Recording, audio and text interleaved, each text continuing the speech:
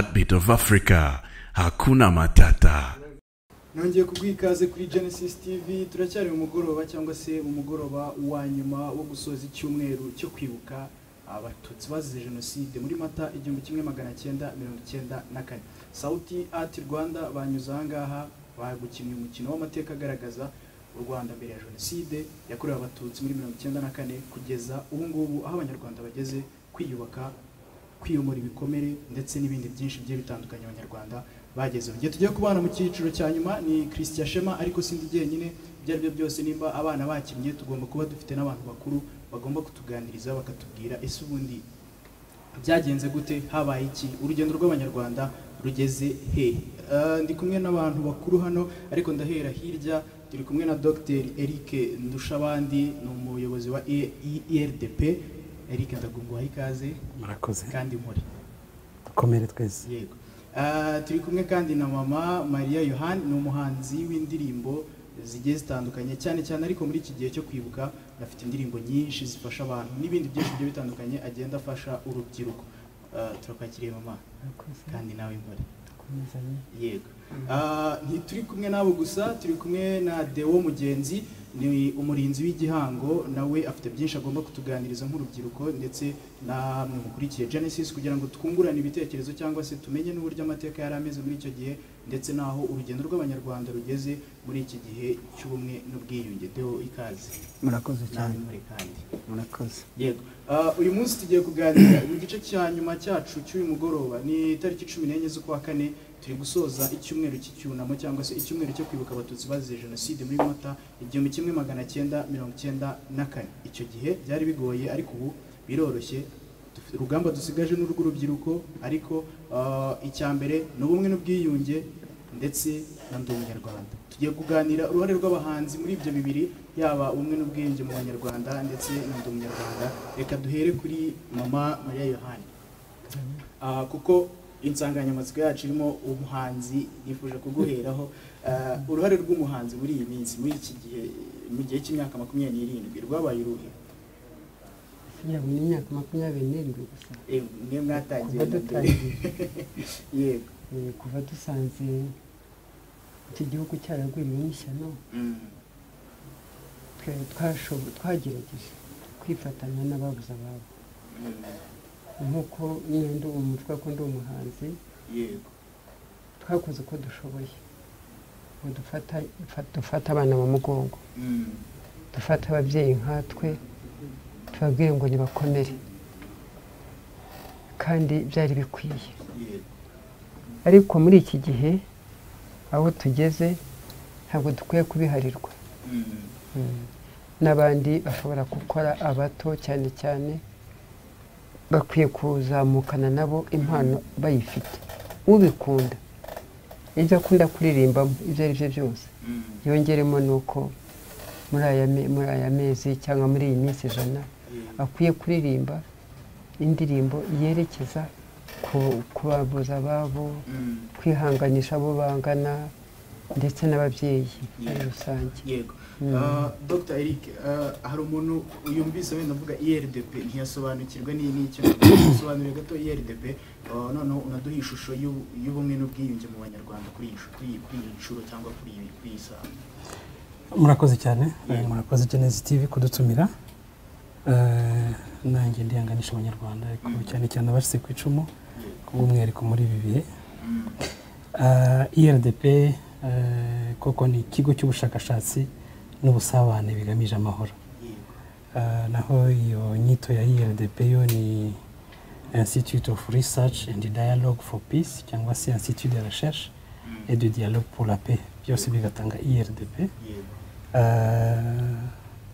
Warumbajije ngo IRDP ni iki, hanyuma tubwiye inzira yo kongera kwiyubaka, ubumwe bw'abanyarwanda ndetse na ndi umunyarwanda nyuma y'imyaka 27. IRDP ni ikigo cy'ubushakashatsi nk'uko bivugitse, ndetse bikaba byifashisha ibiganiro.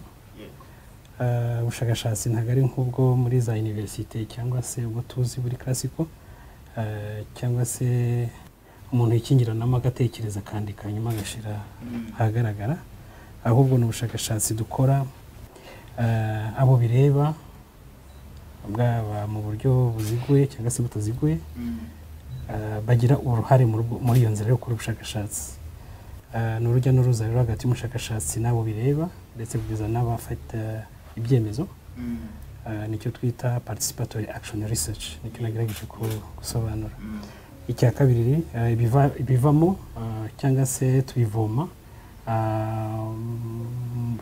binyuze mu biganiro n'abaturage n'ingeri zose z'abanyarwanda, ndetse tukagira amatsinda yihariye y'ibiganiro mu mirenge, mu turere, tukagira n'amatsinda yihariye y'urubyiruko mu mashuri, za clubs cyangwa se amatsinda aharanira kubaka amahoro n'ubwiyunge.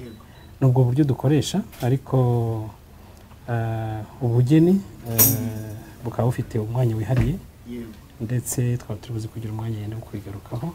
Ariko mu bijyanye n'ubumwe n'ubwiyunge ndetse no kubaka ubwenegihugu dusangiye Umunyarwanda, koko umuntu ashobora kubibona mu myaka 27 kuba twari dufite igihugu, ni amahirwe, ndetse nyuma ya jenoside n'amateka menshi cyane asobanuka mu buryo butandukanye, yanditswe nabi, ngira ngo byakemwe hano. Turagenda tugashakashaka rero tukareba u Rwanda rwo hambere, tukareba ibyari bikubiyemo, byaba indangagaciro, byaba imico, imikorere n'imigirire, noneho tukareba ibihuza abanyarwanda mu buryo bw'ubushakashatsi, abantu bakabiganiraho, ndetse hakabaho n'igihe bigize impaka nyinshi cyane. Yego, noneho tukazamuka tureba uko ubukoroni bwajemo n'icyo bwazanye mu gusenya mu bihe bitandukanye. Ubushakashatsi bwose burahari mu buryo bw'inyandiko, ako n'uburyo bwa audiovisuel cyangwa se mu bw'amashusho. Noneho tukagera mu gice kintu cyo kureba uko igihugu cyubatse, nuko kwiyubaka, tukareba igihugu ukuntu cyahisemo kwibuka, kuzirikana amateka, ndetse igihugu kinahitamo kutongera kubakira ku byasenye abanyarwanda, ni ukuvuga amoko, hakabamo guhitamo ubunyarwanda, kandi bitari uguhimba, kuko tubisanga mu muco nyarwanda no mu mateka y'abanyarwanda, ndetse tugasanga ibihuje abanyarwanda byari byinshi. Ubwo muri iyo nzira yo kongera kubyubaka binyura mu burezi, binyura muri gahunda za politiki zitandukanye. Urwo rugendo rero rwagiyemo gahunda nyinshi, porogaramu nyinshi, ndetse tukareba n'uruhare rw'urubyiruko mu rw'umwihariko. Ari nabyo turi kubona, gutanga urwo rubuga ni amahirwe cyane, kuko ntabwo abantu bagomba kujya bifata nk'aho ibihugu byose binyuze mu ntambara, byanyuze muri jenoside, ko nyuma ya jenoside, nyuma y'intambara, abantu bemererwa kugira icyo bavuga ku mateka cyangwa se ku bikomere byabo. Ubwo ni amahirwe, nibyo mbona mu mikino twabonye abana badukiniye hano muri Sauti. Ikindi umuntu yabonamo ni ukureba ukuntu nubwo ibyo byose biri gukorwa, ingaruka zikiri nyinshi. Ubwo rero IRDP igenda ireba ingaruka nyinshi, muri zo harimo izihariye ku bantu bacitse ku icumu, harimo ndetse n'ihungabana n'ubuzima, imibereho, ariko n'imibanire hagati y'abantu, ndetse n'ibindi byose bibangamiye, ari social media twavuze, uko ari imiyoboro y'ingengabitekerezo gisubiza abantu inyuma. Ibyo byose twagiye tubikoramo ubushakashatsi, ndetse urubyiruko rukaba rufite umwanya wihariye n'ubuhanzi. Turaza kuza kwita ku buhanzi mu kanya gatoya, ariko wenda mugenzi Theo ni umwe mu bantu bashobora guhamya ko ndi Umunyarwanda yashobokaga muri kiriya gihe ndetse n'ubu ngubu.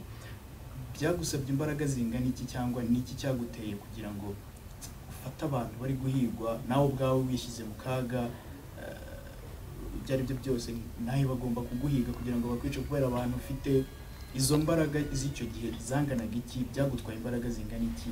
Byagusabye iki mu bitekerereze, ku buryo n'umuntu uri kutureba aka kanya n'urubyiruko ashobora kuvuga ati kiriya gihe ibyo ari byo byose hari abantu bari bafite umutima wa ndi Umunyarwanda?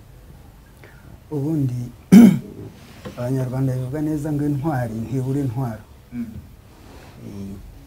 Intwari ntibura intwaro. Niyo mpamvu rero umuntu yiyemeje kuba intwari, reka mbikubwire mu Cyongereza kugira ngo binyorohere.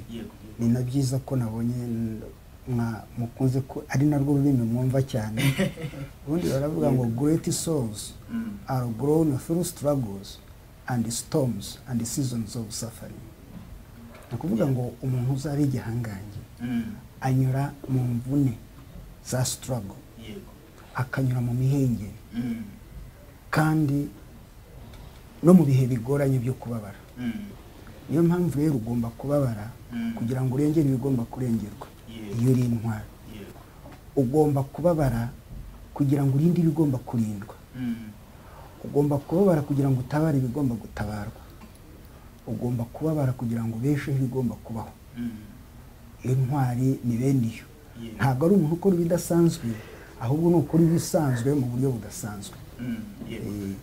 Wenda usubije nyine mu buryo bwagutse cyane, wirinze kwivugaho ubwawe bwite, ni na byiza kugira ngo umuntu wese abyumve uko byakagombye kuba biri. Mama Maria Yohani, abana hano bakinnye umukino, ndi kubita abana ariko turi mu rungano rumwe. Uriya mukino uburyo wubakitse ni ukuvuga ngo ni amateka ya mbere y'abakoloni kugera ku bakoloni, kugeza jenoside yakorewe abatutsi baye kugeza uyu munsi. Iyo ubonye abana nka bariya babasha, reka mbivuge mu cyongereza, gucreating ikintu cyangwa kurema umukino nk'uriya uri bwigisha abantu, ku buryo n'umuntu waba uri mu Rwanda waba uri mu kindi gihugu uri buwurebe ukavuga ati ibyo aribyo byose ibintu byagenze gutya na gutya na gutya. Ni iki bigusigira ku mutima?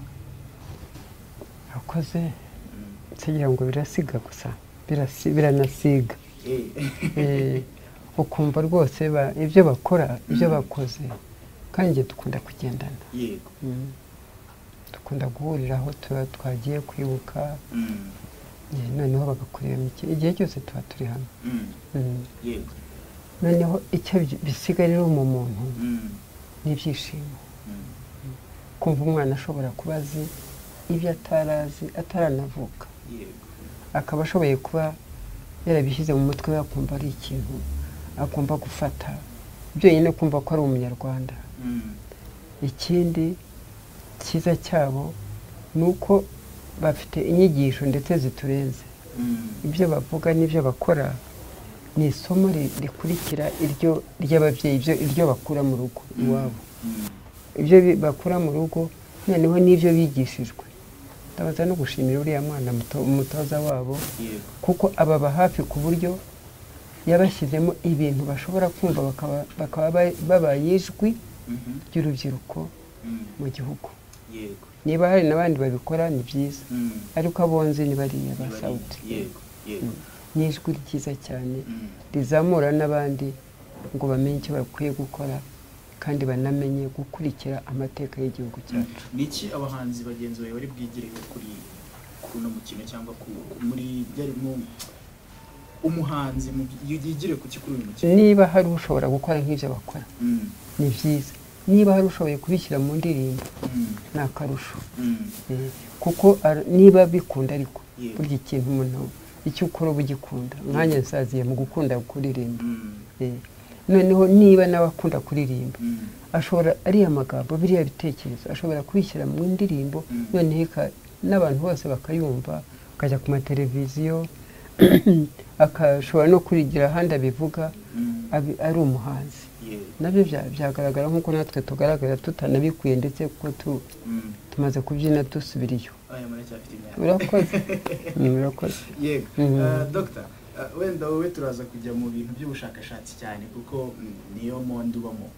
Ubona abahanzi dufite iki gihe ni uruhe ruhare batanga mu kugira ngo umwana wavutse nyuma ya jenoside yakorewe abatutsi ibyo yumva abwirwa bitazamuvamo, kandi ibyo ari byo byose twese dukunda indirimbo. Urubyiruko gukunda indirimbo, hari igihe ukunda ibisigo, hari igihe ukunda kureba za filime documentaire cyangwa filime zitandukanye, ariko usanga hari ukuntu abahanzi batarabyinjiramo cyane. Biterwa n'iki mu bushakashatsi mukora? Ngenda mbere yuko nsubiza icyo nyemerere, manze mvuge ibiri mu marangamutima yanjye, n'ibyo nahise numva muri jyewe maze kurikira uyu mukino.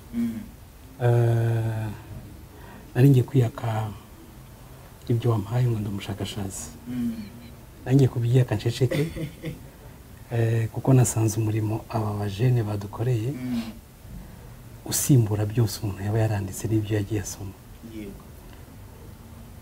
Iyo urebye ukuntu bavuga u Rwanda rwo hambere y'abakoloni, n'ukuntu babanaga mu mwanya mutoya ugahita ubona amahame, indangagaciro, imibereho, imibanire ndetse na meaning cyangwa se sense cyangwa se icyo byari bivuze muri icyo gihe. Iyo urebye ukuntu turwana nk'abashakashatsi twandika amapaje n'amapaje, impapuro n'impapuro, hanyuma ukavuga ngo uwanze no kuzishyira mu gitabo, noneho uzishyize na online cyangwa se ku mbuga nkoranyambaga ukagira ngo abantu barasoma, mu by'ukuri naje gusanga ari uburyo bwo kwandika ibitabo no kubivuga mu kanya gato kandi bikavugwa n'abakiri bato. Niyatse uwo mwuga kandi nanone nshakisha ukuntu ibyo byose niba byanaranditswe nk'uko mwana agiye mubigaragaza mu gitabo cya CNLG, ukuntu muhita mukora referanse ku bushakashatsi mugahita mubivuga mu mvugo yumvikana, ni ibintu by'agaciro cyane kandi bigomba gukomeza. Ni ukuvuga si uguhanga, ntabwo ari ubuhanzi gusa budafata n'icyo twakwita amateka nyayo, kandi iryo jambo mwarikoresheje, which is very good, ni ibintu byiza cyane.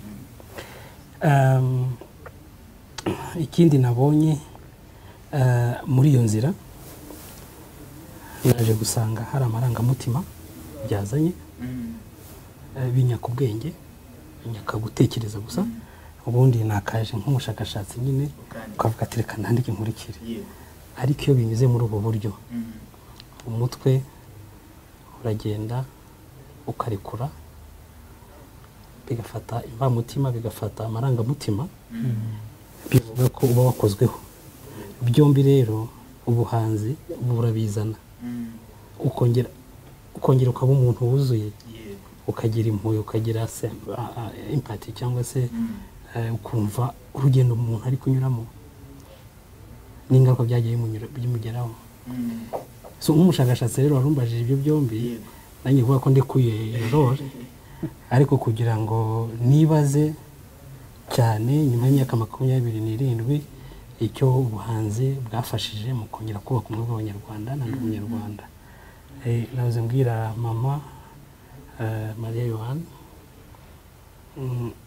ko uko nagiye nkurikira ibihangano byabo n'ibihe bitandukanye, wareba ukuntu babivuga, wakumva amagambo bakoresheje, birakuzana bikagukurura, ukumva mu buryo bukoroheye inzira u Rwanda rwanyuzemo n'icyo jenoside cyari cyo, n'ukuntu abantu babaye muri ibyo bibazo, bikavanga bya mbyina navugaga ari iby'ubwenge ubona bwanararekuye muri jenoside, abantu bakabubura, ahubwo abantu bakabura urukundo, bakabura kumenya ikiremwa muntu icyo ari cyo.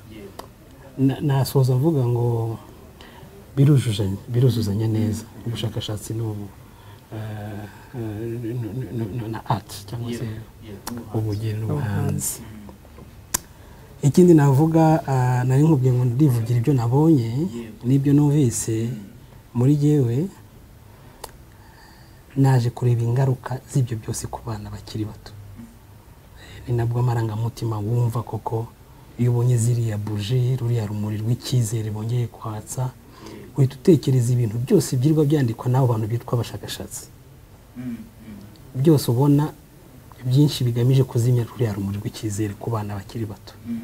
Ibyo buryo niba uri ikiremwa muntu, niba ugira amarangamutima, byakuriza kandi bigomba kukuzanira n'uburakari, kuko umuntu ugipfobya agahakana jenoside, ngira ngo na mbere ko ngera hano twari turi kurwana no kureba ibintu biri gutegurwa muri University ya Cambridge, bahaye urubuga abahakana n'abapfobya jenoside yakorewe Abatutsi. So iyo urebye ibyo bintu rero ukabureba n'imbaraga zose zishyirwa mu gihugu, usanga bisubiza abantu inyuma cyane. Ubu buryo rero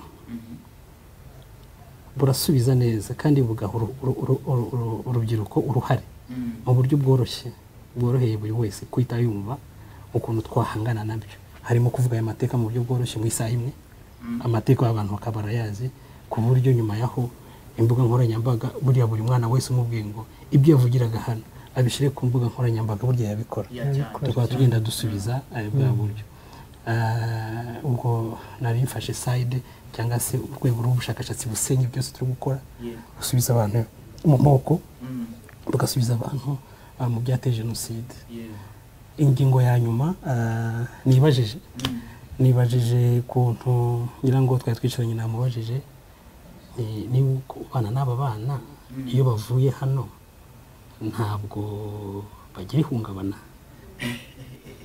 umuntu wese yakibaza kuko njye nari ntangiye guhungabana ndabivuga ntaseka ubwo naje kwibaza abakina umukino hari harimo abatoya nk'uko babivuze batari bahari muri jenoside ariko jenoside nanjye kuvuga ngo bayirimo kuko barajya amateka yayo bakareba icyayiteje bakongera bakareba ariko ugasanga kandi ubunyarwanda buragarutse n'imbaraga nyinshi mu rubyiruko nakunze ukuntu kuva mu bikomere bya jenoside bari kuvuga ibindi byinshi biranga ubunyarwanda harimo pride cyangwa se ishema ry'uko abanyarwanda harimo creativity cyangwa se guhanga ariko amahirwe yose igihugu cyahawe n'ubuyobozi buhari na RPF yahagaze jenoside iyo mbonye urubyiruko ruri kubivuga navuga ati noneho nta marira hari icyizere abana bari kutwigisha bari kutubwira natinze rero nicyo ngicyo cya nyuma nibaje gusa uko bava kuri sene bameze n'icyabafasha kugira ngo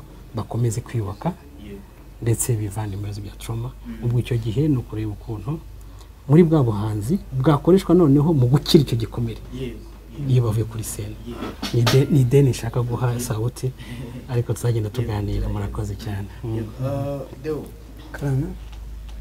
tugeze mu rugamba rukomeye cyane aho umwana uvuka cyangwa se n'uwavutse muri kiriya gihe yaba umuntu mukuru yaba umwana yaba urubyiruko uko angana uko ariko kose agomba kubanza kwiremamo ikintu cy'uko ari umunyarwanda mbere y'ibindi byose ariko uko imyaka igenda iza n'ababihakana cyangwa n'abashaka kubipfobya baba benshi ni iki turi buze gukora kugira ngo nkunda kuvuga ngo mwebwe muri urugero rwiza rw'uko ndi umunyarwanda idatangiye ejo bundi yatangiye kera aha kuko mwarabigaragaje ni iki nk'urubyiruko turi buze gukora kugira ngo iyo ndi umunyarwanda tuyihamane tuyisigasire ku buryo n'umwana uvuka yumva yuko ari umunyarwanda nyine niyumva amateka yumva ko ari jenoside yakorewe abatutsi ariko byarangiranye n'icyo gihe ubu ngubu turi mu rugamba rwo kwiyubaka ubundi iterambere ryose ry'umuntu rihera mu bitekerezo impinduka zose zihera muri we imbere human improvement begins from within kuba rero urubyiruko mwebwe rwarafashe ya mbere rukiga ayo mateka rukamenya amabi rukamenya n'ameza rukamenya uko byakosorwa ubu hasigaye iyo ni intambwe ya mbere yo kumenya ukuri noneho hari ukugukora no kukwereka abandi icyo navuga ngo know the way go the way and show the way bamenye ukuri kw'amateka mabi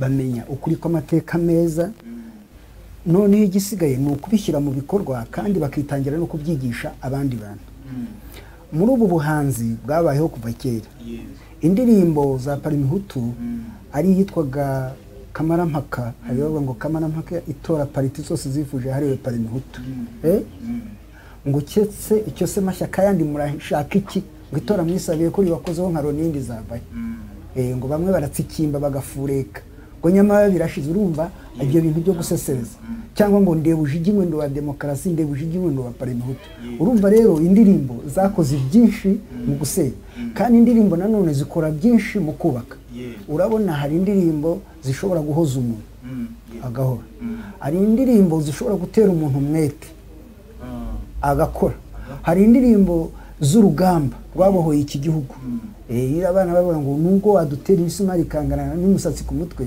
ntabwo twaca intege ngo tureke kubohora igihugu urabyumva indirimbo rero zifite umurimo munini wo kubaka wo kuruhura abantu wo guhoza abababaye ndetse zigasenya urumva ni zikora ikintu kinini ubu buhanzi rero bufite cyinshi bubika n'amateka niba umuntu ashobora kuririmba indirimbo yo muri 60 cyangwa yo muri 50 urumva ko bibika amateka kandi mu buryo bworoshye abari abashyira hamwe bari bafite intego ikomeye y'abashyira hamwe nuko tuzageza u Rwanda ku bwigenge urumva rero indirimbo ifite uruhare runini cyane urubyiruko rero icyo musabwa murasabwa kuba imfura mu Kinyarwanda ni ibintu bibiri cyangwa bitatu umwana wa mbere bamwita imfura umuntu ukora imirimo neza ashinzwe akayisoza yitwa imfura n'umuntu ugwije indangagaciro nyarwanda nawe akitwa imfura wa muntu ugwa neza wa muntu ugira neza wa muntu w'inyangamugayo wa muntu ukorana umurava wa muntu w'intwari wa muntu utabara wa muntu utagwirinda wa muntu ugira ijambo ritagwa hasi amagambo y'akara amagambo yigisha yubaka wa muntu nayo wakumva mbese wakwishimira guturana nawe, wakwishimira gukorana nawe, wakwishimira kubana nawe. Abantu bakigishwa gutyo, bagatoza ubutwari, bagatoshuza ubupfura. Ubuyobozi nabwo, uriya muntu ugiye mu nzego, niba twubaka u Rwanda rushya kandi rujya imbere muri iki cyerekezo cya 50, akaba wa muyobozi udashobora gutatira icyizere n'icyubahiro cye, wa muntu utuje, wa muntu w'umunyampuhwe, ariko umuntu w'umunyakuri, wa muntu wizerwa kandi nawe wifitiye icyizere, wa muntu ufite umurongo aho ajyana abantu, wa muntu mbese nawe abantu bose bibonamo. Mbese nk'uko ubuyobozi ubu ngubu buriho ubona bwita ku bantu, atari kugira ngo wikubire, kugira ngo ukunde ukire wowe wenyine, ariko ukaba ufite ahantu umurongo ujyanamo abantu. Mbese navuga ngo nka eshatu: identity, importance and impact. Wowe urinde, uri iki, impinduka wazana ni izihe? Mbese umuntu akwibaza, umunyarwanda rero w'iki cyerekezo turimo 2050, umusore cyangwa urubyiruko ugomba kwitangira kwiga ndetse mukigisha bagenzi banyu. Urumva? Aho ngaho bihita byumvikana neza cyane. Ndi gutegura iki kiganiro nigeze gutekereza ikibazo ndibuze kubaza Mama Yohani. Ndavuga hari abahanzi baririmbye ibintu bibi, tubivuge ni bibi cyane pe. Harimo aheruka gupfa yitwa Bikindi Simone. Ibyo ari byo byose amateka amuzi nk'umuhanzi, yari umuhanga pe, yari umuhanga, ariko ibintu yaririmbaga mu by'ukuri byumvise nyine uhita wumva yuko hari icyo yashishikarizaga rubanda. Ni iki nkamwe muri bakuru muri buze gufasha bano bahanzi bakiri bato? Kuko nureba uruganda rw'abahanzi dufite muri iyi minsi, abasigaye ari bakuru ni bake. Nkeka ko mutagize icyo mubafasha cyangwa mubigisha, hari ibyatandukana, muraza kubafasha iki?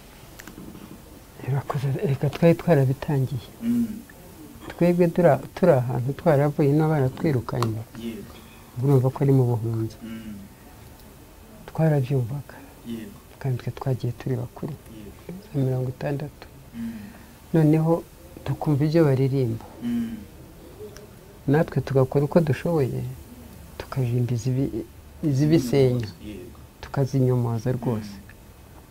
Kandi icyiza cyacu nako ari n'amahirwe, nuko abo ibyo twaririmbaga abana bacu babyumvise.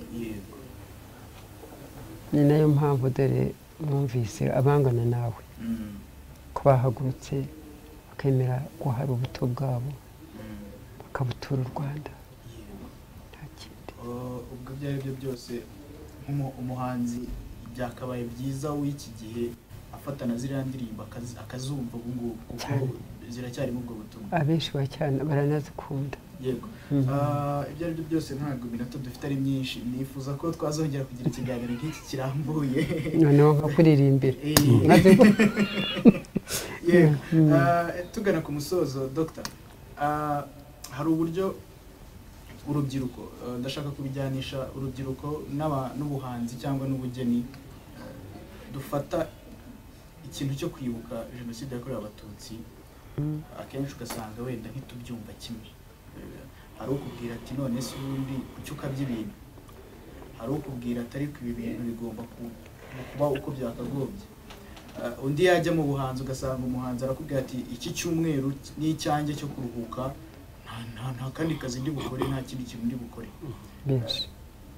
Turaza kurwana gute iyo ntambara nayo bitoroshye?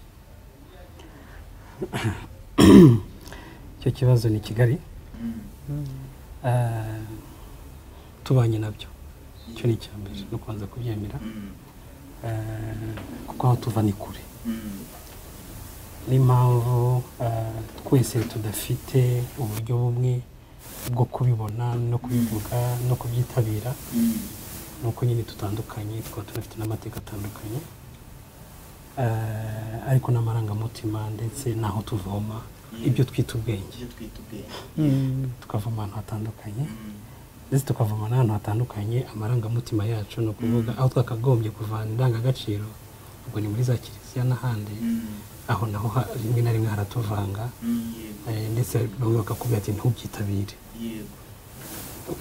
ubwo iyo ni sosiyete niko iteye, niko iri gukora. ariko reka ngaruke ku bice nka 4 cyangwa 3. icya mbere ni uko dufite igihugu niyo mahirwe kuko tudafite igihugu cyemeye kongera kubakira mu kuzirikana amateka ubwacyo kikayavangavanga ndetse ntikinashireho intego y'ubumwe n'ubwiyunge kuko byabayeho biba bimeze nabi kurushaho icyo gihugu rero icyo tugenda dukora n'iki ari nabyo numvise mu rubyiruko baririmba ari naho icyizere gishingiye cyane mu byo nabonye nuko habayeho kwibutsa amateka tusobanura amateka nyayo umunyamateka arakubwira ngo nyayo ntabaho ariko ngiye mvuga ko amateka nyayo uyasobanura ishingiye ku ntego washizeho iyo wamaze gushyiraho intego y'ubumwe n'ubwiyunge ushobora no guhitamo uburyo amateka aganisha abantu ku cyiza amateka aganisha abantu kongera kwiyunga icyo gihe ni kuvuga ni selection ubwo ni memory cyangwa se kuzirikana amateka burya habamo no guhitamo niko ibihugu byinshi byagiye byubaka ariko umwihariko w'u Rwanda si ukushakisha no guhimba no kuzana ibitari byo ahubwo usubiza abanyarwanda gusa mu buzima bwabo bwari buhari no mu byo biyumvamo birirwa bavuga birirwa bakora ubwo ni ururimi ni indangagaciro n'ikirazira ngira ngo abantu bakuru barana banduta ibyo byose barabivuga neza kurusha igihe iyo ufite amahirwe rero y'ibyo byose nibyo ubanza ugashyira imbere kandi nibyo tugenda twumva muri discours politique tukabireba muri za gahunda zitandukanye za leta ndetse intambara twabanje kurwana ni ukuvuga ati mu mashuri ariho abana benshi bahurira ndetse tukanavuga ati ni education pour tous cyangwa education for all ni ukuvuga igice kinini cy'urubyiruko kiri kunyura mu mashuri uribuka ko twabanje kuvuga ngo duhagarike kuko nta n'igitabo cyari gihari nta n'ubwo umuntu yari afite amateka ari bwigisha ubu byose ni ukwereka ukuntu iyo nzira y'inzitane iyo nzira igorana kongera kubaka byagomba kunyura ahantu aho umuntu yakagombye kuvoma uburyo bumwe bwo kumva ayo mateka naho ubwaho hagomba kubanza kubakwa ariko bigenda bitangira mu ingando mu itorero ubu ngubu aho abantu bagendaga bumva amateka nyayo yongera gusubiza abanyarwanda ku Rwanda rwahozeho umwaduko w'abazungu utaraza bataratuvangira ku bintu nka bingahe ati ntacyo muhuriyeho ati mwebwe mwaturutse hariya abandi baturutse hariya ibintu ubona byubakitse byifashishijwe muri sosiyete zindi zose bashaka no kwisha ku Rwanda ubwo education rero uburezi niyo nshingano kugenda bakora ubwo bumenyi babusenya nicyo twita deconstruction kuko barabyubatse basenye bamaze gusenya ibyari bihari ubwo rero no kongera gusubira mu ndangagaciro n'iyo ntego nyamukuru y'ubumwe n'ubwiyunge kugira ngo ugerageze uvane ubwo ni ingingo ya kabiri uvane uwarokotse jenoside wabaye muri ibyo bikomere n'abandi bose nk'uko twabyumvise mu buhamya bw'umusore ufite ababyeyi bafunze n'abandi ahavoma mu miryango ubwo ukongera ukavuga ngo abantu reka tubavanaho ni reparation none ugatangira ukavuga ati wakize ku icumi ihangane humura atongera izo nizo gahunda rero tuzigiyemo nta nubwo twazakora gahunda z'ibiganiro nyuma y'uko umuntu ku giti cye noneho ubasangiye wakeka basangiye nabwo yajya muri ibuka yajya mu mashyira hamwe ya naya nabwo bakakubwira ati gerageza wibase utere imbere utongera guheranwa n'amateka wajya noneho ku rwego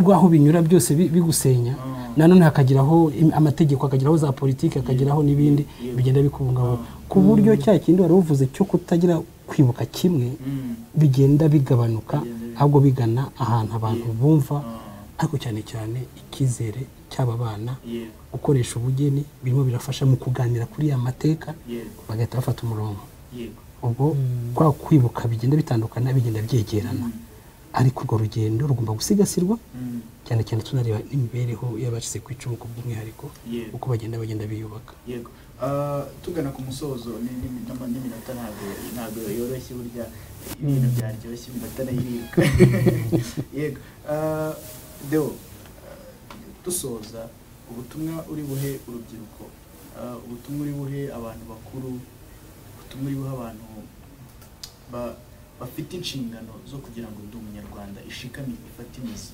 urabubuye kuri uyu mugoroba ubutumwa natanga uravuga ngo when we weave the weak strands of our lives, a rope of great strength is created. Iyo tubohesheje intege nke zacu tukazibohera hamwe zikora umurungu ukomeye cyane ni ukuvuga ngo icyo twese tugomba gukora ni uguharanira kubaka ubumwe. Union is strength. When there is teamwork and cooperation, we can achieve tremendous things. Ibyo bigaragarira muri iyi leta y'ubumwe icyo yashoboye gukora. Urabona ko urubyiruko no mu nteko ishinga amategeko barahagarariwe, abamugaye barahagarariwe, abagore barahagarariwe, abantu bose urumva ko ari gahunda yo kubaka igihugu buri wese abifitemo uruhare. Ni ukuvuga rero iki gihugu ni icyacu, ni twegomba kucyubaka, tukubaka igihugu gisa neza, tukubaka igihugu gikize, tukaba igihugu cy'abanyabwenge, igihugu gifite amahoro n'umutekano, igihugu gifite ishema n'agaciro mu ruhando mpuzamahanga, buri wese abigizemo uruhare. Icyo ni kimwe. Ikindi, mwebwe urubyiruko nimwe muzayobora iki gihugu, nimwe abayobozi b'ejo, mwitabire kwiga mugire ubumenyi. Aspire to get knowledge, acquire the needed knowledge and apply the acquired knowledge. Mushaka ubumenyi, mugire ubumenyi bugezweho kandi bwa bumenyi mu bukoresha. Don't wait in the faith that old age itself will bring wisdom. Ibyo ni ikosa abantu bakora, ngo ndarindwa ndimba umusaza ngo niho nzaba ndi umuhanga ngo ndawo ndi umunyabwenge. Ya education is a personal achievement and the demand is a personal effort. Ugomba kwiga kandi ugomba kumenya ubwo bwenge, kuko diploma ntiwayitiza undi na permis ntiwayitiza undi. Ni ukuvuga rero abantu bitabira aya mahirwe bige, tugire igihugu koko gifite abantu b'abanyabwenge banyabo. Ikindi nayo mateka abantu bayige bayakwimuza. Baravuga ngo amateka aragaruka, niyo atagarutse amasomo yayo aragaruka. Ni ukuvuga rero tugomba, urubyiruko rugomba kwiga aya mateka rukagira yayo kandi rukayigisha n'abandi. Ikindi, buri muntu wese uri muri iki gihugu uhawe inshingano ago kuba wa muntu udashobora gutatira icyizere n'icyubahiro cye. A man or a woman who cannot sell his trust and honor. Umuntu wese akumva ko ibintu akora azabibazwa. Murakoze. Mama, hari ubutumwa bwihariye bwawe bwite nk'umuhanzi mukuru wagenera abahanzi, ariko none hari n'ubutumwa wagenera abanyarwanda bose? Akoze ubutumwa ngenera abahanzi cyane cyane abato, abo tungana bonse ndabibona kenshi urwego bariho, ariko abato nibagerageze ndetse bakore. Nzi ko umuto azi kwigana, agira amatsiko kandi akagera no ku cyashakaga. Noneho nibigane icyiza, bazigana ikibi kandi icyiza gihari. Ikindi nibumve, kumva si ikindi, bafite amatwi ariko nibayakoreshe icyo gihe umutima nawe uzakora. Bumve icyo abakuru bababwira, bumve cyane cyane, ntabwo twebwe dushaka ibyo tubabwira bikomeye cyane. Nibakunda igihugu cyabo, bamenye amateka yacyo, barebe ibyatewe n'abato nkabo, babireke bave muri uwo mwijima, ahubwo bagire umutima w'ubutwari. Nk'uko bariya abana bavuze ko ubutwari atari umuringa bambara ku kuboko, ariko bagira ubutwari bwo kumva ko bakwiye kureka ikibi cyakongera gusenya ibi bintu abato nkabo baduhaye. Murakoze. Dr. Dusoza, hari ubutumwa nawe ufite bwawe bwite ku giti cyawe, ariko hari n'ubutumwa ushobora kugenera wenda abashakashatsi bagenzi bawe ndetse cyangwa n'abahanzi muri rusange? Murakoze. Ibyo tumaze kugeraho muri imyaka 27 muri izo ngingo twavuze hano, ndetse n'ibyo byiciro byose, ingingo mvuga ni ingingo zo kongera kuzirikana amateka tukayigisha. Kuri iyo ngingo haracyakenewe byinshi. Ubutumwa nta bundi, iyo abakuru bananiwe turemera abato bakatwigisha, ariko nkavuga ngo reka tutaha buri wese icyo agomba gukora, ahubwo habeho za espace cyangwa spaces zaho icyo kiganiro isangizanya nkuru zakomeza hagati y'abato n'abakuru.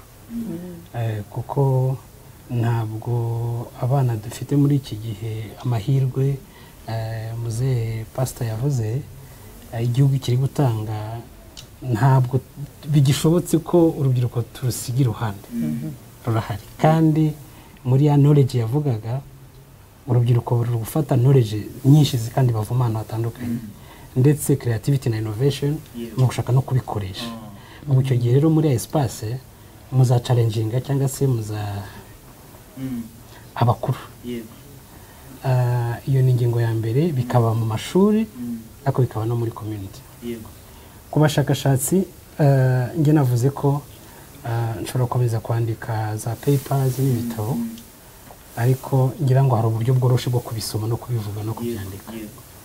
Abaye twahagarikaga tukareba ibyo bari gukora hanyuma tukabihuza. Ni uburyo bworoshye bwo gukwirakwiza ibyo twanditse. Iyo abasore n'inkumi nabonye hano batubwira ngo twebwe duhe ibyo wanditse turashobora kubikina, ubwo niba bagomba kubisoma icyumweru cyose bo barabikina mu isaha imwe. Ubwo rero guhuza ni ngombwa. Ndahamagara rwose imiryango itegamiye kuri leta, za IRDP dukorera, za kaminuza, ko twakomeza guhura urubyiruko rukatuvugisha mu mvugo bo bumva, dore ko u Rwanda ejo hazaza nibo bazarugiramo uruhare cyane. Ku bahanzi nagira ngo maze iminsi mbyitegereza, IRDP irakorana n'abahanzi cyane. Hari za polisi zikenewe gushyira mu bikorwa, ariko gushyiraho za talent detection, urubuga ruhari aho impano zihariye zitezwa imbere. Ariko noneho iyo impano zidahujwe na gahunda za leta, zidahujwe n'abakuru, bamugani abahanzi bahita batuzanira indirimbo biyumvira n'ibyo bavoma kuri za screen, kuri za tablet, kuri televiziyo. Ubwo icyo gihe rero baba babuze rwa ruganiriro, yasangizanya nkuru, ku buryo abantu bakuru nk'abakuganiriza uhita ushyira mu bikorwa, mu mivugo. Ubwo nitubima urwo rubuga tuzaba duhombye ikintu gikomeye. Abahanzi rero ni abantu bagomba guhuzwa cyane n'izo gahunda zose za leta, ariko cyane cyane izo gahunda zijyanye no kuzirikana amateka. Icya nyuma ni ukuvuga ubuhanzi bukoreshwe mu kumva izo talent, yego, ariko no mu kwingeginga, kugira ngo abajene bagire uruhare mu miyoborere, muri ya inclusivity yahoze vuga, mu kugira uruhare mu miyoborere ndetse n'isangiza ry'abene igihugu, ibyiza by'igihugu twese, ku buryo abantu bava muri rya pfunwe bava mu tuntu duto, bava mu bumenyi buke, bakagana igihugu, bakagana kugikunda, kugikorera, ndetse bagana isi. Kuko abo turi kurera ntabwo ari abo gufungira mu Rwanda, ubu nta nubwo bigishoboka. Ni abantu dutegurira kuzajya mu isi. Ubwo rero bagomba kuba ubwabo bifitemo izo ndangagaciro, bafitemo guhitamo kureka ubunebwe, bagaranira gukora n'ibyo bamaze kumenya bakabikoresha.